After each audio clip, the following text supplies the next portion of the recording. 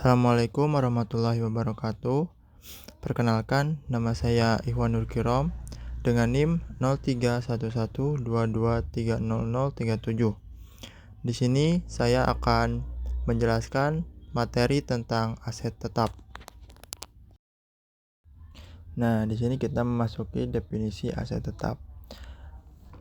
Bunyinya yaitu aset tetap adalah aset yang dimiliki oleh perusahaan untuk digunakan dalam operasi bisnis jangka panjang. Aset ini tidak dimaksud untuk dijual dalam operasi normal bisnis. Contohnya ada tanah, bangunan, mesin, peralatan, kendaraan, dan perabot. Selanjutnya ada karakteristik aset tetap. Ada 3 karakteristik aset tetap. Yang pertama ada umur ekonomis panjang, yaitu aset tetap biasanya memiliki masa manfaat yang lebih dari satu periode akuntansi, seringkali lebih dari 1 tahun, dan digunakan dalam operasi bisnis selama jangka waktu yang lama. Lalu yang kedua ada tidak mudah dicairkan. Artinya, aset tetap seperti tanah, bangunan, atau mesin tidak dapat dengan cepat diubah menjadi kas tanpa mengalami potensi penurunan nilai atau biaya transaksi yang signifikan. Lalu yang ketiga ada depresiasi. Depresiasi yaitu proses akuntansi yang digunakan untuk menyusutkan nilai tercatat aset tetap seiring berjalannya waktu akibat pemakaian, keausan, atau penuaan. Nah, selanjutnya kita masuk ke klasifikasi aset tetap. Yaitu ada 2 klasifikasi, yaitu yang pertama adalah klasifikasi aset tetap tangible, yaitu aset seperti aset fisik seperti tanah, bangunan, dan mesin. Lalu ada aset intangible asset, yaitu aset tidak berwujud seperti hak paten, lisensi, atau meskipun ini seringkali diklasifikasikan terpisah dari aset tetap di beberapa perusahaan.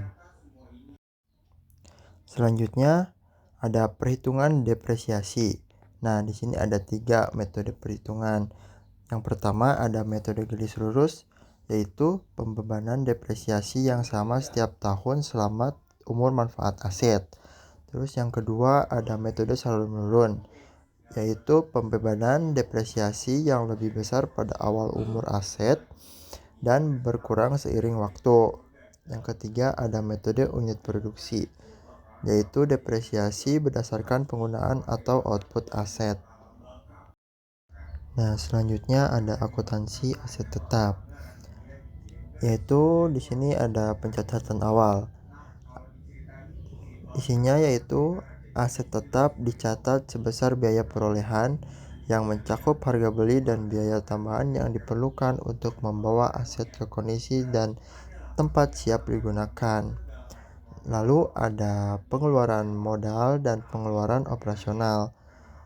Isinya pengeluaran modal meningkatkan nilai aset tetap dan dicatat sebagai peningkatan nilai aset.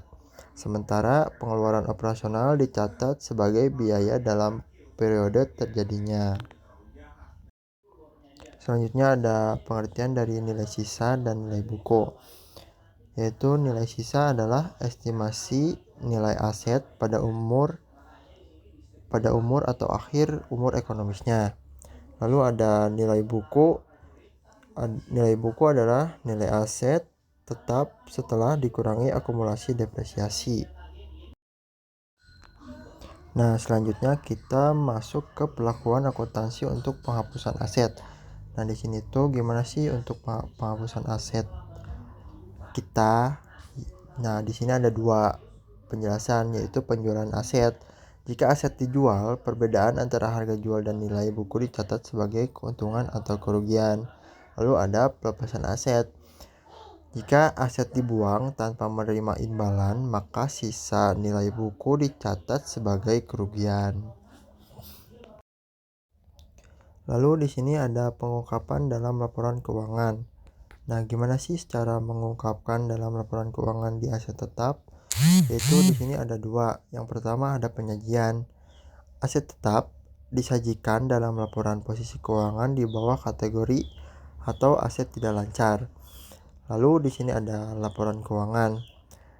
Nah, Laporan keuangan ini yaitu rincian metode depresiasi yang digunakan, estimasi umur manfaat aset, dan nilai tercatat aset tetap disertakan dalam catatan laporan keuangan. Lalu selanjutnya ada tantangan dalam pengelolaan aset tetap.